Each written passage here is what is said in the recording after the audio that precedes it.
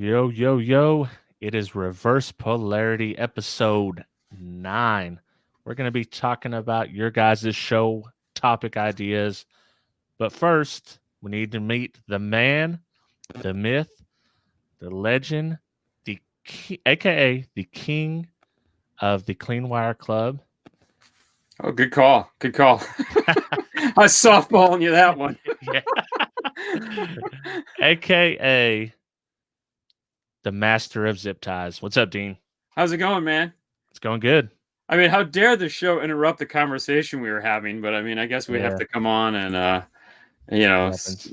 we should just start like that. We should just start in conversation. Just go live no, dude. Fernando and I did that once. Yeah. Oh my God, we got so much like, dude. If you're gonna talk, just don't start the show. You know, and everyone was like, dude, it was a joke. It was literally a joke. I mean, we were literally sitting there and pitch quiet. It was like, this is like dead. So I was like, all right, well, how was your weekend? And he was like, that was a week ago. It's one day. I mean, why do you keep calling it a weekend? It's literally Sunday. And I was like, I don't know, because I'm doing it my whole life. Okay. I get it. We get one day off, but it sounds better when I say, how was your weekend? Well, Saturday sucked because I had to work, but Sunday was okay, But you just have to say good every time, even if it's bad. I know. I'm way too old for that. If it sucks, it sucks. Yeah. It's like, what did you do this weekend? It sucked. Although changing tangent, this weekend I watched Evil on Netflix. What's that? It's like a little 10-part series. It's really weird. It's like a bad bar joke. A wannabe preacher, a psychologist, and a handyman work for the Vatican. Oh man, I'll have to check it out. I watched the whole thing. Yeah, I'm about finished with Ted Lasso. I highly recommend that. Oh, isn't that awesome? It's freaking awesome. I'm on the last episode, but I need a show to go to next. So I'm either going to do that, or there's ones where it's called Wild Wild Country. Okay. Have you heard of it? They kind of like they move into the town, they take over the local government and all kinds of. No, I haven't seen that one. It's supposed to be good. Well, okay, so Wally Crazy, he got it right. He looks like he has some Sennheiser momentums on this week. Oh, dude. So we'll do the headphone talk and get it out of the way. These are, in fact, the momentums. However, me being the stupid person that I am and wanting to be, so special, I was looking to replace the ones I had on last week, which are actually still here, the 440s or 450s, whatever these were. The first, anyways, the old classics. I was like, I need to get new ones. So I started, I'm going to buy a new set of Sennheisers. So I started looking, and I'm a right column shopper. All right. So it's like left column, right column. Right column is, do I really need this? Really? Do I need, it's kind of like that Fight Club. Do I want the blue one? Or the SpongeBob. Do I need strength or extra strength? Do I feel like I need extra? Yeah. So I see these and I was like, ooh, I like those. So these are the special edition Pink Floyd momentums. So these are, as you can see, you got the snazzy, and this is like rainbow stitching on here. And then they say Sennheiser on this side on the plaque. And then over on this side, it says Pink Floyd, Their Immortal Remains. And so, put them on the right direction. So anyways, I bought these, and I was like, well, you got the extra fancy ones, man. I got the extra fancy ones, and it was funny because the only thing,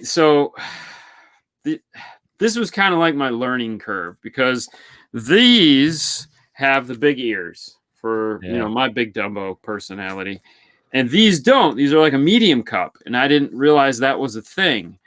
So these are what caused me to go down the road of buying more headphones, because I bought these, paid way too much for them, and then I was really disappointed because they started, after like 4 or 5 hours, they started to really get irritating, and I was like, ugh. So these just hang out in my backpack, and these are my flying headphones, because they're the only ones that I have that are Bluetooth and noise canceling. So they're stellar on flights. Now, what I've done is normally I have a pad that goes right here, but I took it off so I could show the whole thing. But once I figured out like you can get pads and stuff, I was like, oh shit. I can spend more money on them. I can spend money to save them. Oh, yay. So not sound quality on the momentums are amazing. However, if you got big ears like I do, maybe something else. Yeah, they're more on ears at this point then. It's like a medium. I mean, on ears, like something like this that just has these little useless things. It's like, no, I'll just stick hard pass on those.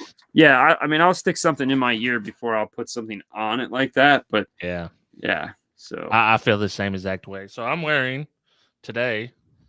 Ooh, your Rockford shirt. Is that the 40? Is that a 45th anniversary shirt, or is it just a Rockford shirt? It is. Yes, the 45th anniversary shirt. Wow. I'm trying to make Nando proud. I know he loves Rockford, so I had to come in strong. He does love Rockford, although he's got those sound digitals in his car right now, and it's like those are pretty sweet, man. You can't discount them. So I'll tease it here. We're going to do another set of sound digitals. We have the 1204, and they just came out with the 1202. So we're going to build the same thing we did, where we have the 4-channel. So we're going to go from the 400 by 4 to the 1200 by 4, and then we're going to go from the 801 to the 1200 by 2, but it'll be bridge mono, so it'll be 1200 by 1. We're going to put that in the car and let him ride around with that for a bit. And I'm like, oh boy. Yeah. How much power you need? More. Yeah. So, one or the other. It's funny because we were talking about that today, and it was like, so, because we sell a lot of mini Ts, Rockford mini Ts, and they're a great little amplifier. But, one of the things that always kind of disappointing is it's a 404, which if you're going with some efficient speakers isn't too bad. But a 1204, yeah, you can put any damn speaker you want on that thing, and it's gonna you got the power just waiting for you. Yeah, so we'll see. We'll talk about that more. We talked to our guys today, and we'll see how that all plays out. Are they still making the GAN line?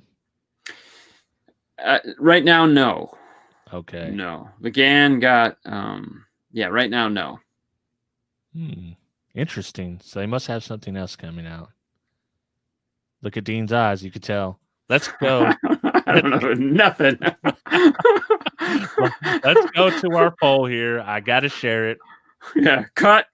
Yeah, cut. Hard cut. Cut the line. Cut the hard line. Yeah. All right. So for our poll, it's a Never Car Audio.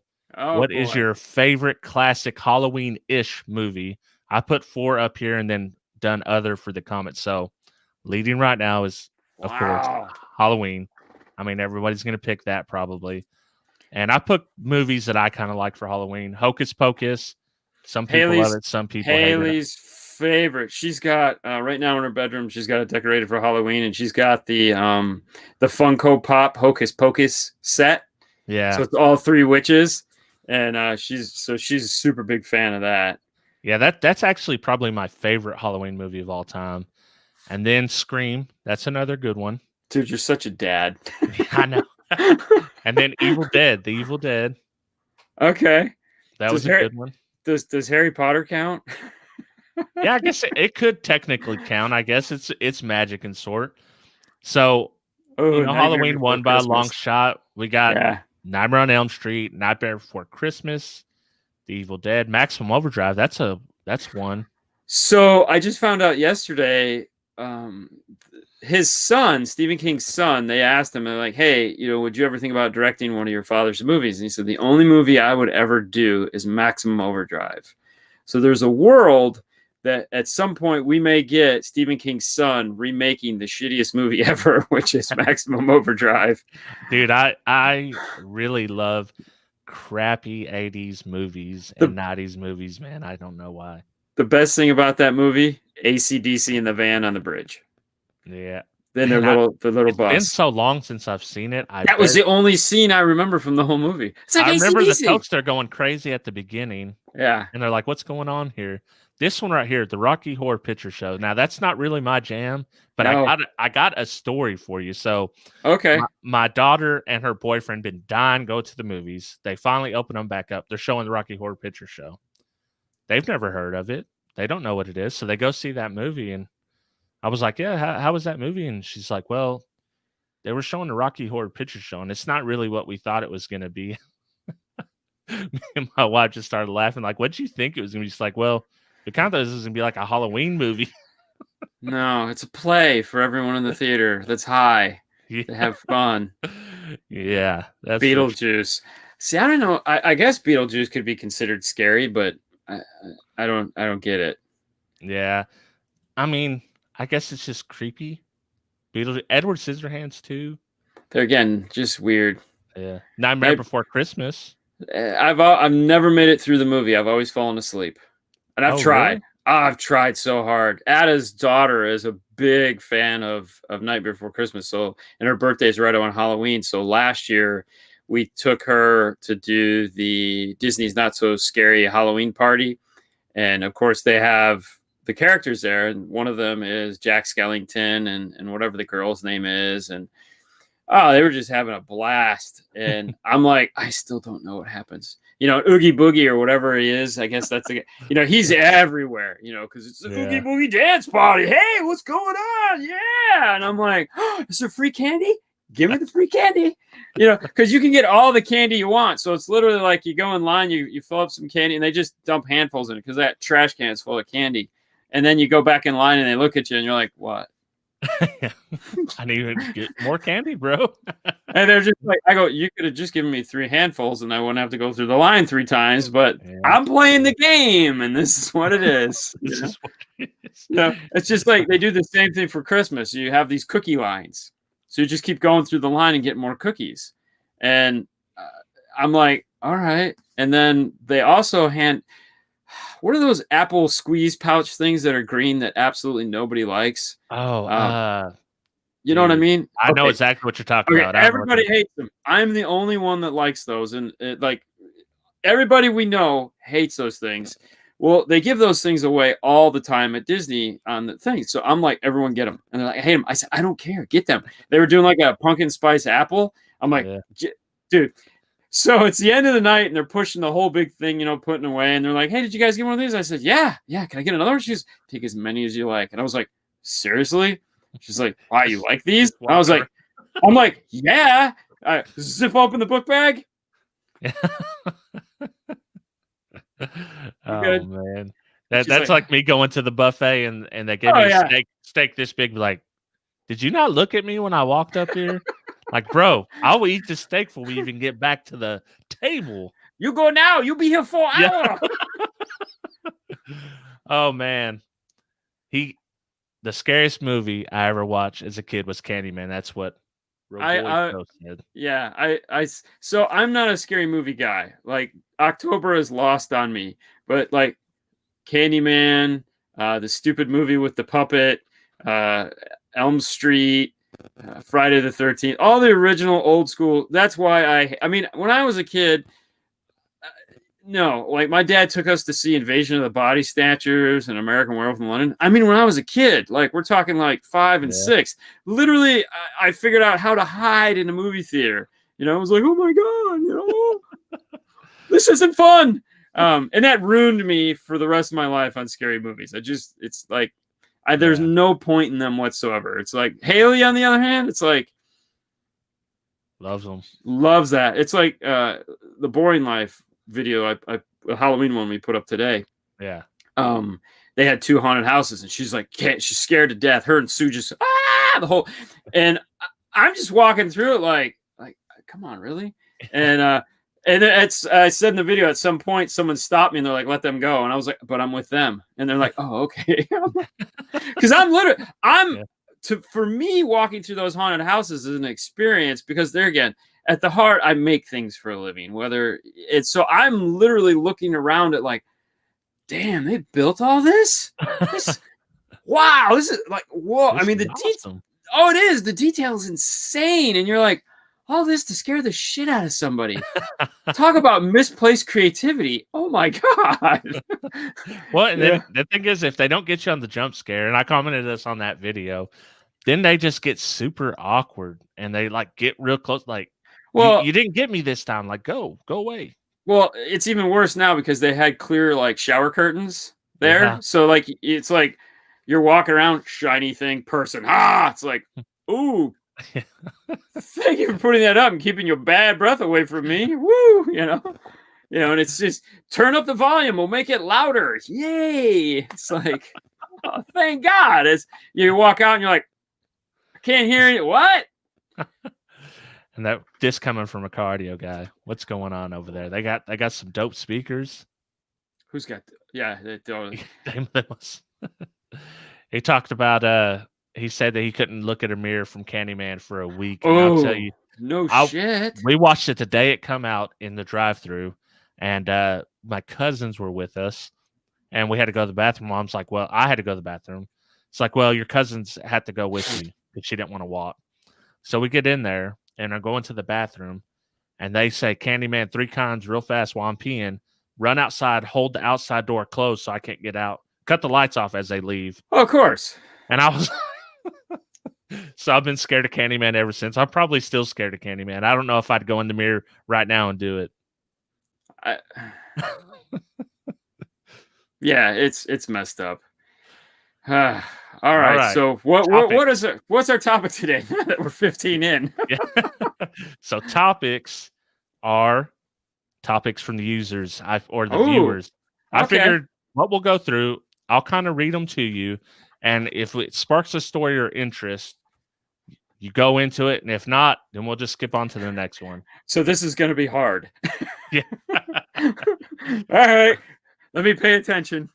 All right. This one's from Darian Benjamin, and basically he's asking about subwoofer maintenance as far as like wiping them off, keeping them in good condition.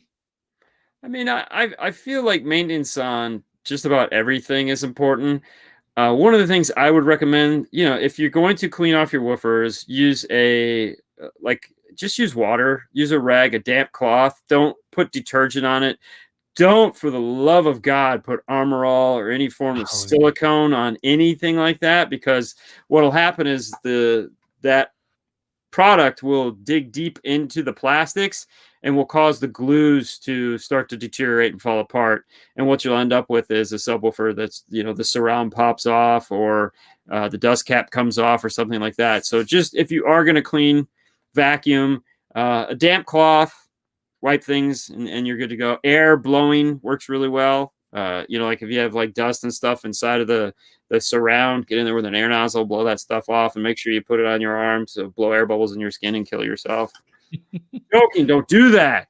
Okay. I'm glad we went over that, because I never would have thought someone would think to put WD-40 on their subwoofers. So they WD-40, silicone, Armor All. But all right, whatever works. Frequency response. This is Dennis Walker. He wants to know at which frequency brings out certain instruments, and how peaking all of your adjustments.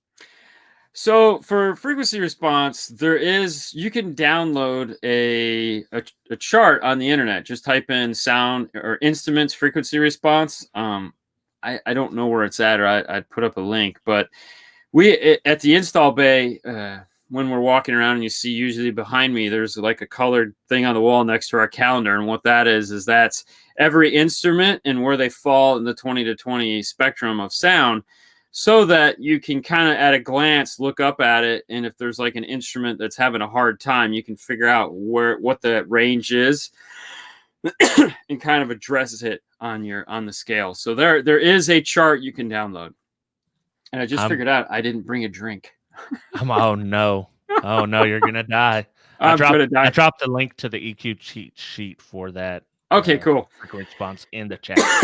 All right. Are you gonna make it? Should you go get a drink? I'm probably gonna get a drink, but go. Yeah. Let's read. All right, go get a drink. I'll read this question and see what I can do. Okay, what's it say here? It says you're doing a podcast with the man, the myth, the legend of wire ties.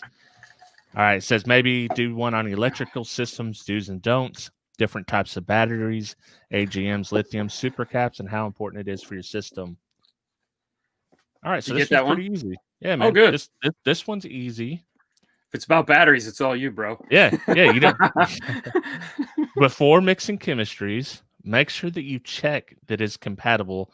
Like a Life PL4 battery, most of those are compatible with AGMs and flooded cells. LTO batteries are not. If you're going to run that, it needs to run the whole system just on that bank of batteries, and you're going to have to do a battery delete. And as far as supercapacitors, you can add them to any kind of system. So, And I do recommend the supercapacitor over just a standard spray paint can with a voltmeter on it. oh, definitely. You know, I mean, honestly, for the most part, supercapacitors aren't a thing anymore. But Yeah. Stinger still makes them. Rockford still has theirs, and they're pretty solid devices. But Yeah. I mean, I've whatever. got a small bank in mine in my new build that I'm doing now. It's like a 500 farad cap, and then it's like a 5S configuration or 6S, so it's like 80 farads. But I've also got a battery, so I'm kind of using them together. Yeah, it's kind of the best of both worlds. Okay, here we go. This is a perfect Dean question. Center channels. What options are out there? Why have a center channel? Why not? Types of center channels. So a center, okay, well, you got to back it up a little bit. We listen in car audio to stereo. That means left and right. It's a 2-channel audio. It is not a surround sound. It's not encoded. And anything where there was some math done beforehand that said main vocal should be here, this should be there, those should be happening. Our cars aren't designed like that. Our cars are designed with a left and right audio only. So the first thing is you have what's called a 1-seat car and a 2-seat car. And that it's in an audio term, not a physical, like, hey, that's got 2 seats in it. It's got a bench seat. You call it? No. And for audio, you have like if you sit in your living room and you sit in the middle of the living room, you have monitor left, monitor right. When the person sings, it should sound like she's coming from the center of your viewing area. And then if instrument should sound left, instrument should sound right. There should be, so basically if you divide the room into 5 parts, we have center, center right, center left, left, right, and somewhere in between. As the music performs, it should move across. There should be things happening here. So like if you look at the Ask a Test disc, one of the things that's really unique about that is that they give you a book that shows like this instrument should appear like it's here and this instrument should appear like it's there. Time alignment through a DSP is designed to help fix the issues that we have in our car, whereas we have a speaker that's way over here and a speaker that's right here. This one is too close and this one is too far. Now, if we went and sat in the hump in the middle of the car, then everything would sound perfect. Like we'd be like, oh, this is great, because now we're equal distance from each speaker. That's why, like, if you're sitting in the car and you lean over like this into the center, which would actually be like this. Anyways, you'll hear the sound move across your dash and rest in the center where it should be. So we have to add delay to the driver's side speaker to move it further out. Once it's moved further out, and we're doing this with filters and gain and fun stuff like that. So we're adding milliseconds of delay. Once we get them mathematically out to the same distance, there again, through a processor, what that does is that gives us a center. Now, the center typically we're going to do is we're going to put it in the center of the dash, not in the center of our face. And the reason for that is because the distance between the center of your face and this speaker and the center of your face and that speaker, this is way too close and that is way too far to make it appear there. I can't move this speaker that far out and have it sound. You can, but the sound is lost. Plus now, when you look at it like this distance, you have all those instruments that are supposed to be on that side of it that have to fill that little void. And then you have this giant area here where all these instruments are going to fill that void. So by moving it to the center of your dash, those left and right instruments now can perform. And that gives you that across the windshield stage, as it were. understanding that, now we can move into a 2-seat car. So a 1-seat car is you sitting here, align each speaker to your head. So your head is the sun, and we want to take the farthest speaker out, and we want every speaker to be on that plane. So if that speaker is the farthest one out, let's say it's 60 inches, you're going to do the math to make every speaker in your car from your head 60 inches out. That'll put everything where it needs to be. A 2-seat car is where you sit here, and you add a processor to make the center channel come, or like both people now have a center channel. So if you're sitting here, you see it. You're sitting here, it sees it. However, you have to use what's called an up mixer, and or you have to use a bunch of all-pass filters to create the illusion of a center channel, because there's no encoding information for that center channel. To do that, there's certain brands that make up mixers built into it, and they'll flat out say up mixer. So like a Helix Mini DSP has an up mixer built into it. So that is like the cheapest processor that you can get your hands on that has that up mixing capability, but it's only a 6-channel output. So if you're going to do left, right, center, sub, it's perfect. But if you're going to do front, rear, sub, it's not. But, well, you can still do left, right, center, sub. Now, as far as what type of speaker you want to use, you need to match it to your left and right. So your tweeter, whatever that is, you need to match that. Most of the time for the center channel, though, you're going to use some form of a middler, which is just like a mid-range. Like if you were to do a 3-way set, it would be the mid-range in the middle. But you want to make sure it plays up high enough to replicate the tweeter sound that's going to come out of your dash. Yeah, so I think people get a little confused thinking that a center channel is the answer to the problem, when really it just adds to the problem. It adds to the problem drastically. Yeah. And the other thing, like when you look at like an F-150, F-150 has a center speaker, but it's not an up-mix center channel.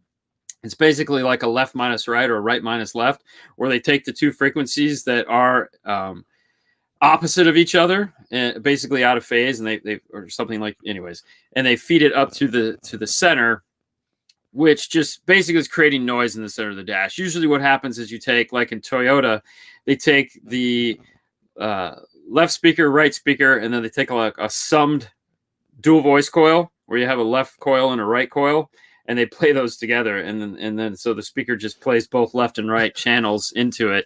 And it sounds like absolute shit, but Yeah. you know, it's sound coming out of the dash. I can't tell you how many cars we've set up, and the people be in the driver's seat, and they'll be like, I thought you said you were disconnecting the center channel. I'm like, it is. Put your head forward, and you'll notice there's no sound coming from it. It's all in the smoke and mirrors, man. And it's like, okay, that's cool. It could be like the Chevy Vega car that had the 4x10 in the middle. Ooh, yeah. That was a sweet setup, man. Yeah, that was dope, bro. That was dope. I mean, it had the name.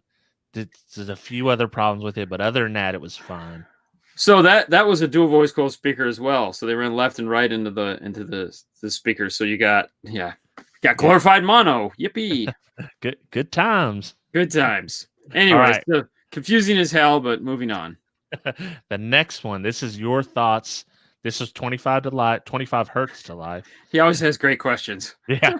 Your thoughts on companies ordering amp subs and components from China and South Korea and calling themselves audio companies, just like RF and Kicker.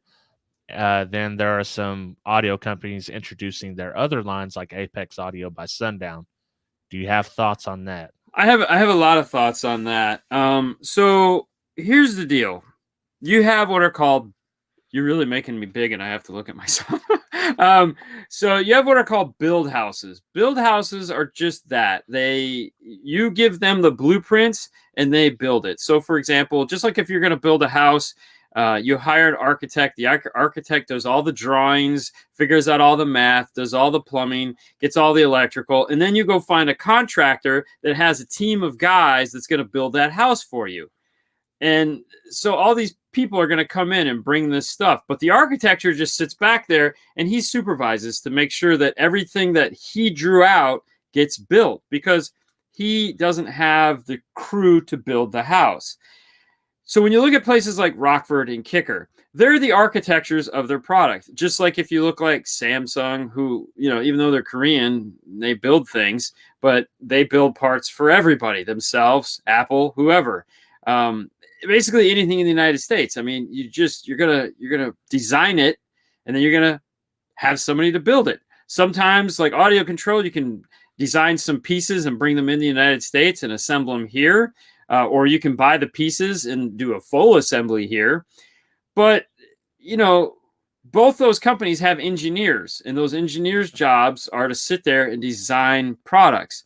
So when you look at Kicker, because we all saw them last week and you saw the tour of the facility, they have like 10 engineers that work on various projects. So they design and have everything brought in-house that can be brought in-house to figure out what they want to do. So like the Solo X Sub, that took them 2 years to design that.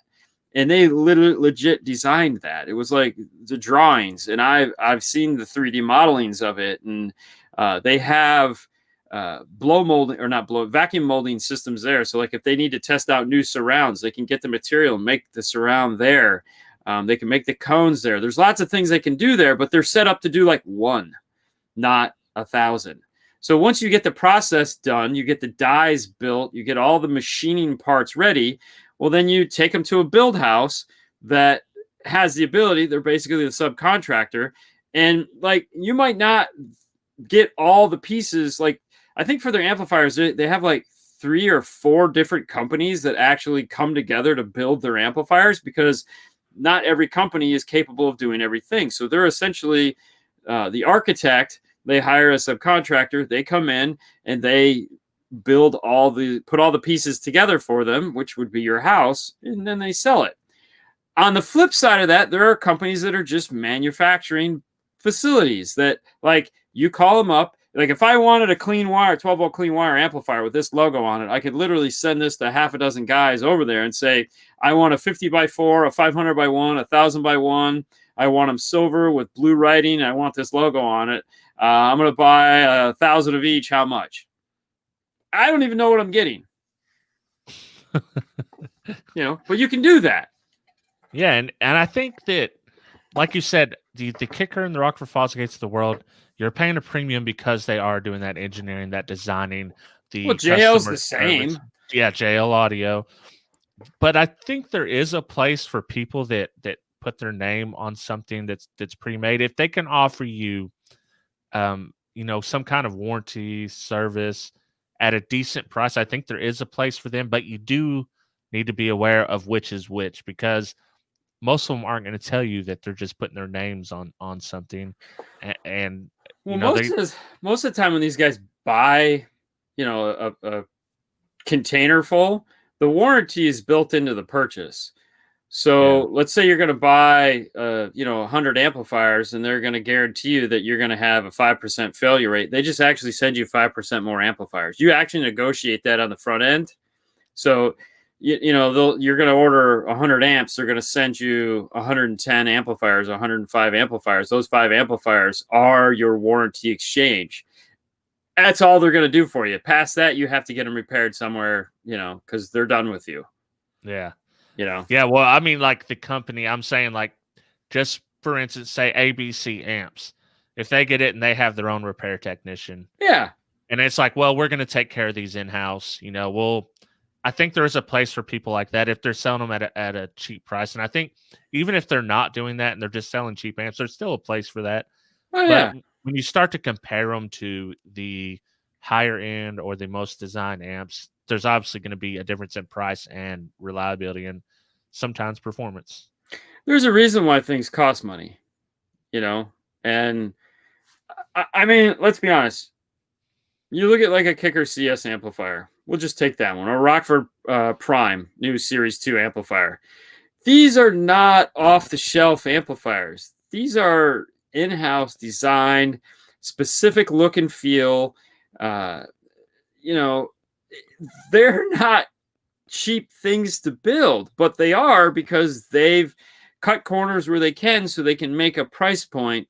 But one of those things that you'll always know when you buy one of those amps, if it says it's an 800 watt amp, it'll be an 800 watt amp, I mean, years ago I had this argument with this guy, and I wanted to kill him because this was way a long time ago, and it was like, I'm not going to buy your 1,000-watt amp. I'm going to go buy this one because it's this much cheaper. And it's like, it's not a 1,000-watt amp. Well, it says it's a 1,000-watt amp. Yeah, but it's not a 1,000-watt amp. You can't create something from nothing, dude. Well, they say it's a 1,000-watt amp. I'm going to buy that, and it's half the price. I'm like, I mean, it's got 4 wheels and a steering wheel. It's technically a car, but I don't want a Chevy Cavalier. I would much rather have a Cadillac. Yeah. And I would say the market's probably 50% those people, and you can't tell them nothing. They're not listening, man. No, that's fine. I mean, I'm all for cheap product. Don't get me wrong, man. Whatever it takes to get, and I've said this time and time again, whatever it takes to get you into car audio, once you're hooked, you're hooked. I don't have to worry about you anymore. You're eventually going to figure out you want more expensive stuff because you're going to hit that wall like everyone else that it's like, I can only get so good with this stuff. And it's like, what is the problem? Well, the guy that has better stuff can do a lot more and get further. All right. Well, if you want to be frugal your whole life, then you're fine with mediocrity, and you'll just do you, and you're cool with those brands, and you'll just cycle through those and like spend $50 more. And at the end of the day, by the time you've spent all this money switching between your mediocre crap, you could have had a Voce. It's like you could have had that Voce. It's just you couldn't have it today, and today you wanted this XY brand. And then tomorrow you're going to get XY plus one more. And it's like, I mean, we've all been there. I mean, we've all spent money on dumb shit. Yeah. And it's like, if you buy this and you know exactly what you're looking at and what it's going to do, then that's fine. I mean, like you said, some people don't want it. They just want something good enough. And yeah. Well, I mean, if you want a 1,000-watt amp, okay, and you got $200, it's like, I need a 1,000-watt amp. I got $200. There's probably 50,000-watt amps for $200 out there that you can buy and fit the bill, rock on, and then you're like, $200 for 1,000 watts. I mean, I can't get a 125-watt amp for $200. I mean, what are you buying? Whoa, what are you buying? What kind of crap? I mean, I got 1,000 watts over here. Yeah. Different worlds, man. Different worlds. It's okay. I got a 15-watt Class A amp. Yeah.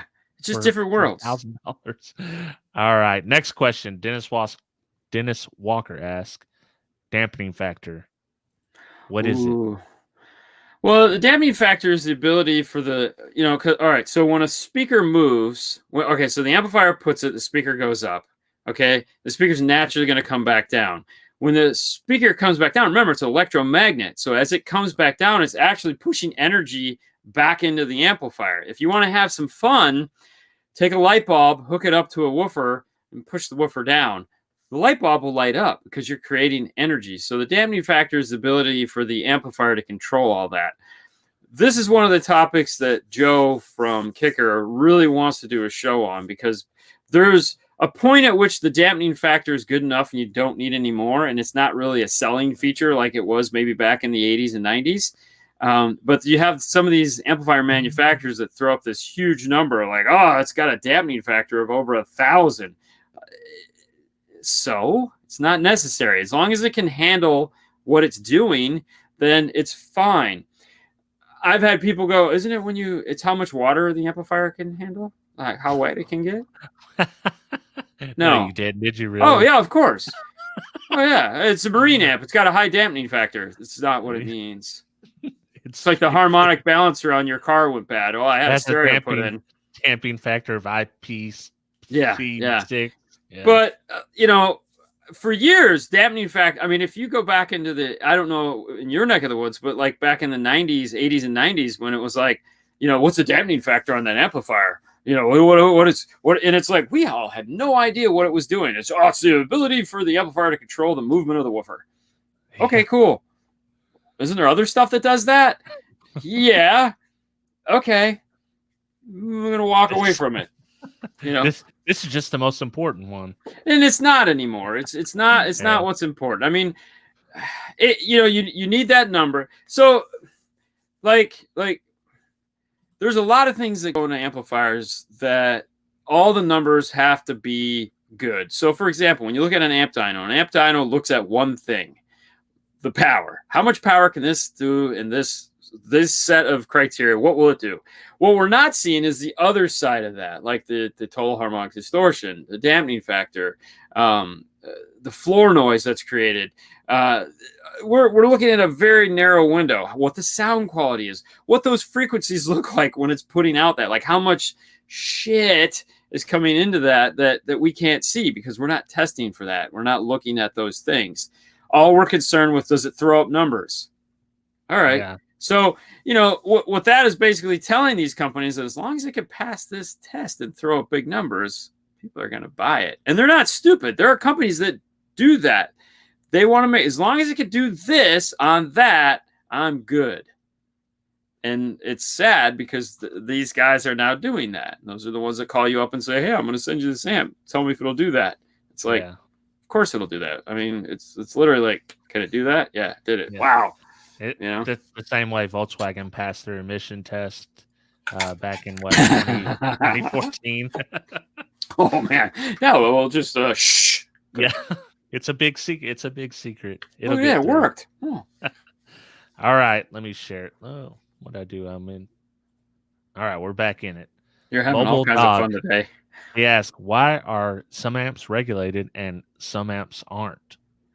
So if you really want a great explanation of that, go watch the Kicker amp dyno I did of the 800.1, where Joe in there, we're talking about the difference between the Q-class amplifier and the boost style power supply on the CS amplifier, and the differences between the two. So like he talks about that he doesn't call it a hybrid regulated power supply, but it's like the idea behind what this power supply is supposed to do in a Q class, which was designed 6 years ago. It's designed to have some room, but be a regulated power supply, which they learned from previous amplifiers that had a really strict like line in the sand. If I can't put out 500 watts, I'm going to shut off. So you don't want it to where it's like cut and dry. You want it to be like, okay, so as long as I'm within 20 to 30% of the power I'm supposed to be putting out, well, then I'm good and I'll stay on and do what I need to do. However, if I go outside of that, well, then I'm going to shut off. Whereas you look at something like the boost power supply on the CS, and it's like, whatever, dude. I'm just if you're above 8.5 volts, I'm going to stay on. I'm just going to put out wherever I can. Yeah. And that's what you saw. You saw when we took it down to 9 volts, it was putting out, the light came on to say, hey, whoa, slow down, stupid. But the amplifier didn't turn off because it was like, well, you're still giving me something. I'll make you some power. And it put out basically a little more than half of its power. I actually put out half its power. But we also had taken away a third of the voltage for the amplifier. Whereas if we did that on the Q class would have been like, no. Yeah, because like that SpongeBob meme, like, all right, I'm heading out. Yeah. Because there again, the whole object of the amplifiers, if it's a 250 watt amplifier at 13.3, it needs to be a 250 watt amplifier at 12.5, and it's going to try to be a 250 watt amplifier at 11.2. Well, we know that it can't do that because as soon as the voltage goes down, the amperage draw goes up through the roof. Well, if your voltage is going down, clearly you don't have amperage to do that. So what has to happen is once the high amperage, kicks in, well, the amplifier says, I'm out, and shuts off. But it has to have a limit that says like, okay, safe operating is going to be between like whatever 14 this to, let's say 11.5 or 10. I won't like 10, but it'll do 10. So what's going to happen is you're going to get that percentage of decrease in power but not like you saw on the boost power supply that just went like this. It's still going to try to put out that power, but it's going to decrease some. So basically the moral of the story is like Joe said, is there's no perfect power supply. It's just a matter of who your intended audience is, and that's it. And that's where a lot of the gray area comes in. And that's where, like, going back to the difference between a build a warehouse building product and an engineered product as the engineered product, they're designing that amplifier. Like when Kicker designs or Rockford designs or JL designs a 501 that's at a certain price point, we'll say the lower cost 501, they know who's going to buy that and what they're going to be doing. They're not going to be running the best power wire. They probably don't understand a ground plane.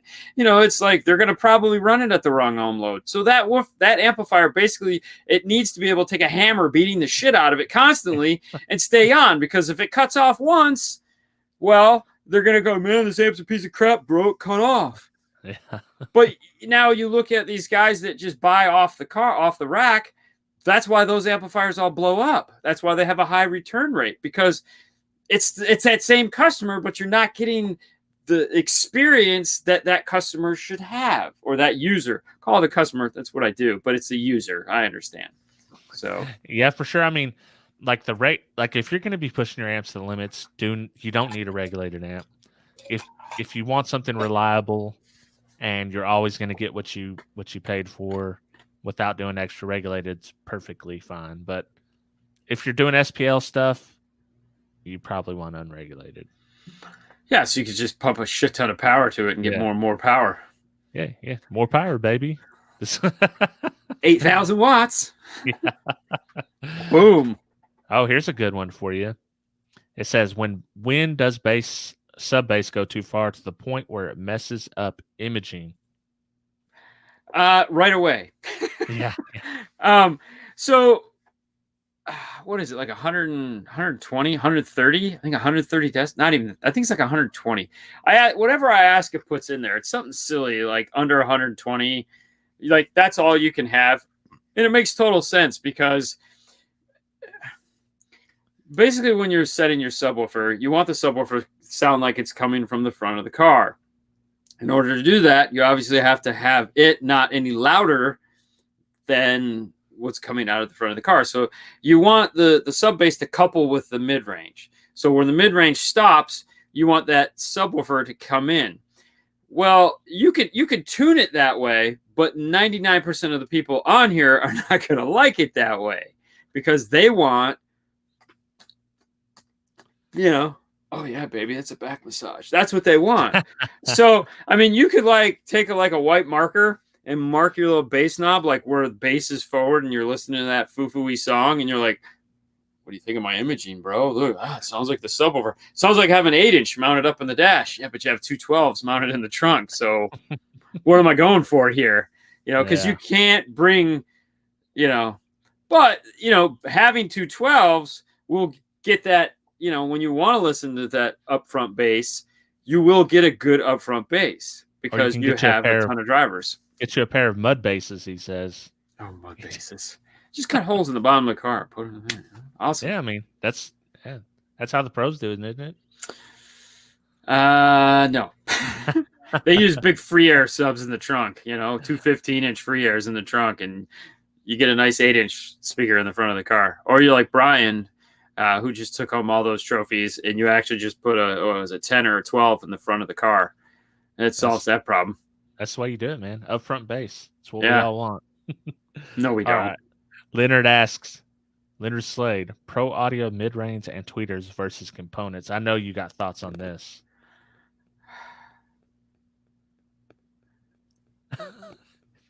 That's the don't do it.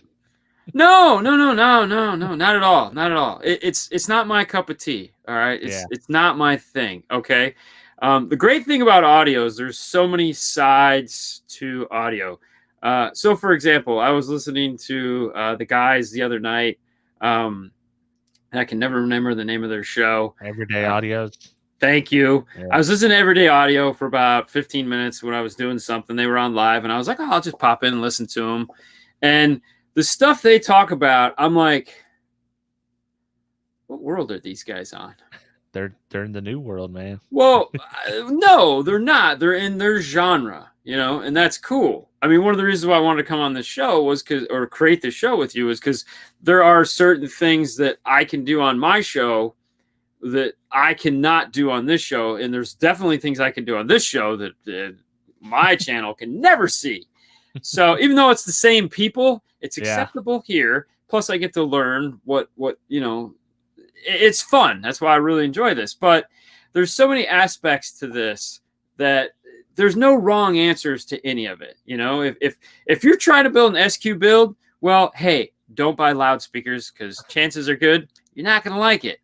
However, if you buy some loudspeakers and you put a DSP on it and you tune the shit out of it, well, you might be pleasantly surprised and be like, damn, that sounds really good. However, a mid-range in the door is not going to give you mid-bass in the door. So, when that speaker doesn't play down, those things play to like 300 hertz. I think they cross them at the lowest 150 or something like that. Yeah, but I mean, most of them won't even play 150. I mean, the natural roll-off on it is so high. I mean, Jesus, like even 150, it's like, why bother? Yeah. And it's probably 10 dBs down at 150, so it's not doing anything. So I just call them big tweeters. With that being said, a lot of guys love them. I'm not one of them. Now, I can appreciate them when I go to car shows and there's, the vans with things, and it's just, and I'll be the first guy to run up to them and want to see them, because to me, it's not what I do. And I can appreciate people doing different aspects of this car audio thing, and I want to see them. I might not like it. I might never want to own it, but I'm going to experience it so that I can be like, I don't ever want to do that. But thank you for doing it. It's saving me the time. I can live with the pro mids more than I can the horn tweaks. The horn tweaks are where I draw the line, because my ear, that really hurts. That hurts my ears more than anything. Dude, I was walking through a parking lot, and this guy had his trunk open, and he had 4, selenium horns mounted across. And those things are, it's like a Tron cycle. The sound comes out of that like a Tron cycle. And I was just walking along like, and I got like, it was just like slice my face off. I was like, oh my God. Oh my, I'm so much pain right now. And then 5 feet away, it's over. Like, what the hell was all that? Oh man. It's like blades. You're like, ah!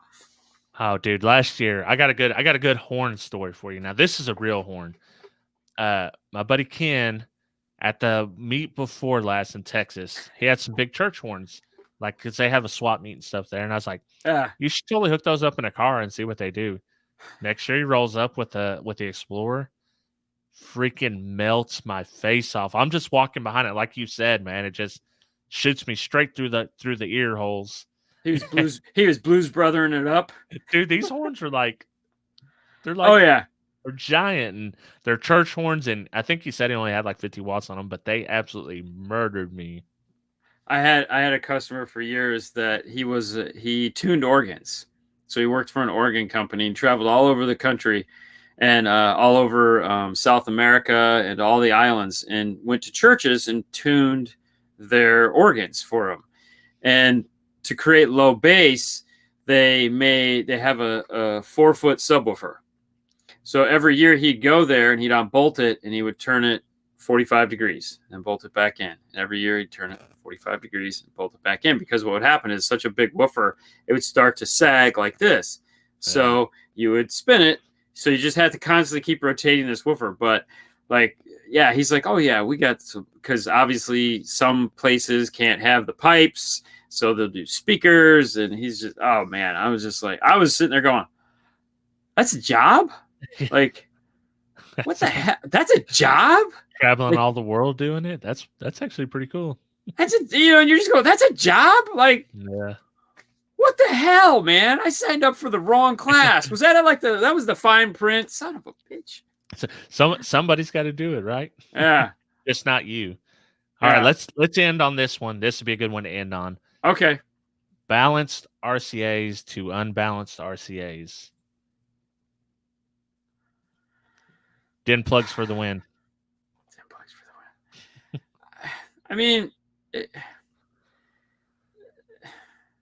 so, I mean, the RCAs, God.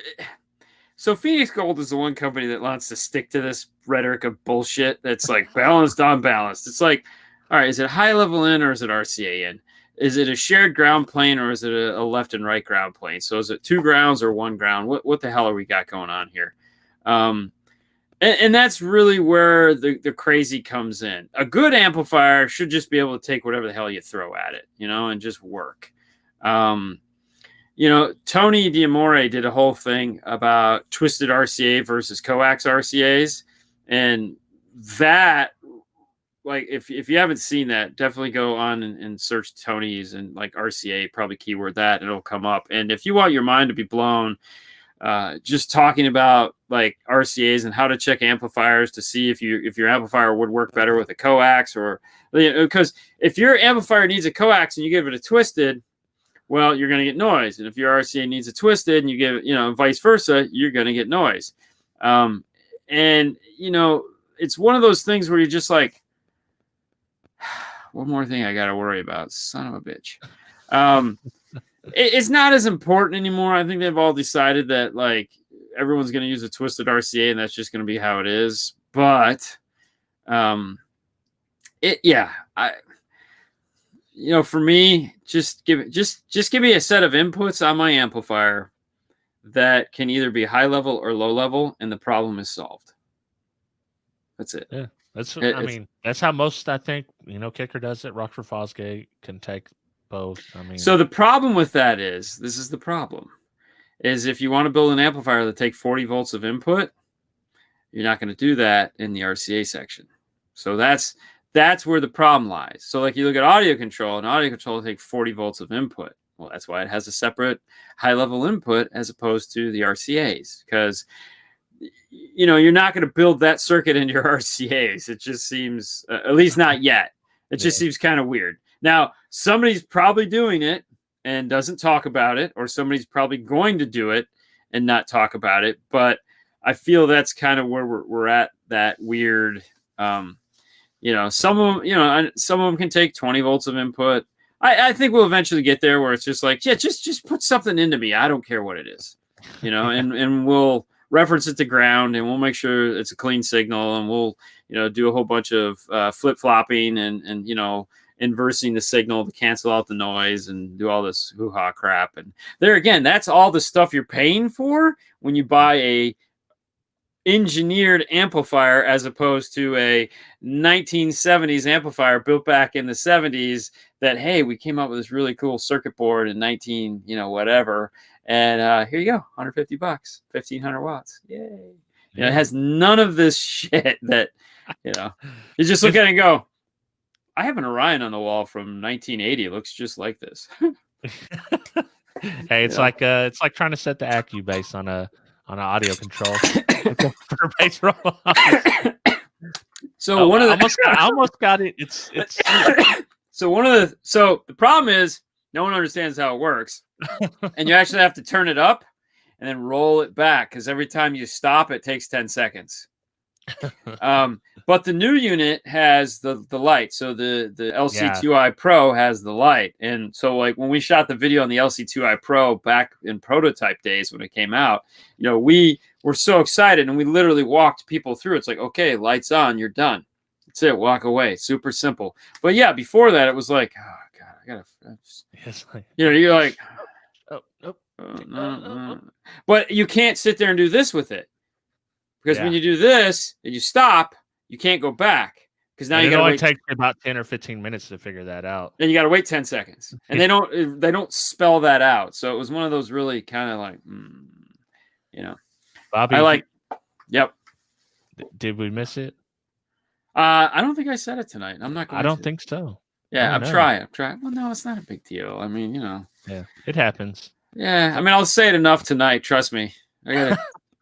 Yeah, I got, so like this week we didn't do any videos because I'm filming I'm editing these 2 videos for Trusted Tech and Installer of the Year.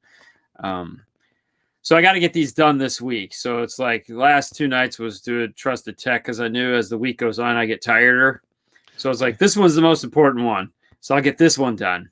So tonight I got 2 days to finish the next one, and it's like.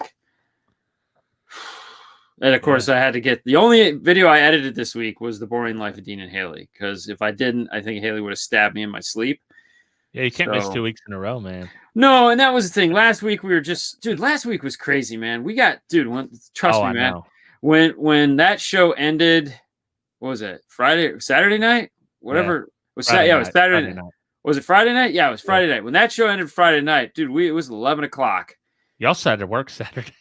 Oh, dude, we were zombies Saturday, bro. Oh, It was like, man. because Friday we do the news, so we get up and we get there. We're there at 8:30, and we were there till 11. So from 8:30 to 11, plus we had a full day of cars. So it Yeah. wasn't like we got to sit around and do this. Like, hey, we're waiting for the show tonight.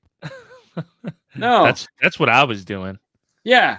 Making Well, then, popcorn and yeah, and then Saturday we came in and it was like, we're like, dude, everyone that was on that show last night is probably still in bed sleeping. dude, I was so spent. Like Saturday, I even called Derek. I was like, I don't know why. Like I work much harder than this at work, but for whatever reason, Saturday I was shot, man. I didn't feel like doing anything. Well, live is hard, man. Like doing live all the time. You got to build up for that stuff, man. I mean, because it takes different muscles. Well, last week was what we did 4 live shows. No, 5. We did 5 live shows because we did one on Saturday too, right? We did Monday, Tuesday. We didn't do one Wednesday, but we were there till 10:30 working on Haley's car to come out with those 2 videos. We did this Thursday, Friday morning, Friday night, Saturday night. Yeah. So, yeah, see, I just done Wednesday, Thursday, and Friday. That's good enough for me. Yeah. That was plenty. Yeah. I was, I'm still like, it's like jet lagged. Still hadn't got over it. No. And then I rolled right into this week, which is just like so far every night this week's been 2:30, 2:30, 2:30, 2:30. Right. And it was funny because like tonight it was raining, so I didn't get to go running, but I had to stay late to tune the car so the guy could pick it up in the morning. So it was kind of like one of those Mother Nature mixed blessings because it was either we stay late or I go running, which running always wins. But then I'd have to get up early and come in. So it was like, I'm going to get up at 5 in the morning. I'm going to get 3 hours of sleep. That's going to suck. So I was like, oh, it's raining. Oh, shit. Oh, okay. Well, let's go tune the car. So as we close this out, what do you got coming up, man? Obviously nothing this week. We got the Saturday show coming up. This will end October. So Saturday's nice Halloween. That'll be good. And then coming into November's going to be fun. So we got a ton of products we got to review. And that just went like times 10. But what we have coming up for everyone to have fun with that we're going to start talking about next month is like off the charts crazy shit we got coming up. Like people are not going to believe what we're going to be doing in December. We're going to start talking about next, like insanity. Like, and this is like, it's going to be a December to remember. Yeah. Remember the 5th of December. Oh, I can tell you what we got coming will never happen again. And it's only because of COVID that this is happening. So, wow. I could, trust me, once everyone, they're going to be like, really? Because we're still sitting there going, really? Hey, don't undersell it, man. Okay. Well, thank you. Yeah, so you guys are going to love this, but you'll find out next month. Oh, man, I'm excited now. I can't wait to see what's going on. So I've got like 15 hours of editing and the shootout part 2. It's going to be next week's video. It will be there, I promise. But yeah, outside of that, we'll be here next Thursday. This guy goes, Dean, you curse too much. I curse on this show, okay? Let it slide. I mean, if you guys don't want me to, I won't. It's all right. I mean, I don't curse on any of our shows. I drop the edge, shit and ass every now and then, but for the most part, I don't. I just, hey, I'm walking around with my underwear on. I have fun. Yeah, we're laid back. We don't have shorts or pants on right now, so. And I'm pretty sure there's not 12-year-old kids or 5-year-old kids watching with their parents. If there is, though, then I will stop. I hope not. I know, right? I mean, if there is, the kid's going like this. What is he? Dude, is that a tauntaun? That's a tauntaun. He's got Han Solo on a tauntaun. Whoa. I need Oh, some that's better. I need some R2D2. better backlights, bro. I can't see everything. No kidding. Oh Wait, man, is that Harry Potter? That's Harry Potter. Why's he got Harry Potter? That's Donald Duck. What's going on over there? That's a snow speeder. This is for you kids. I hope you enjoyed it. Yeah. Yeah. All right, man. Let's wrap it up. Thanks, guys, so much for watching. Yeah. We'll be here next Thursday. Same bat channel. Same bat time. Later. 8:30. See ya.